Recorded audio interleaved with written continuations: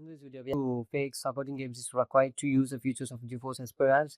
So for this, you need to go to services, click the services, and the services settings will be open. In this, you need to scroll down and check for NVIDIA settings. You have three settings for NVIDIA. Search for it. See the NVIDIA display controller, NVIDIA framework, and NVIDIA local system stack. First, you need to go to NVIDIA display and make sure the startup type and the service status it should be in automatic and running. After that, restart and do it for the remaining two items. Properties, go for startup type automatic and service status should be in running mode. And maybe the startup types depends on you. It should be in automatic or manual, but recommended is automatic.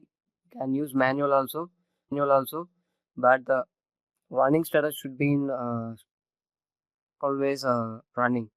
It should not be stop mode. Okay, service status should be in running mode always.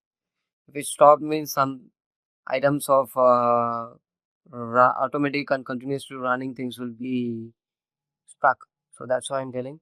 So once this is completed this, you need to go back, and if you, now you need to open the NVIDIA applications,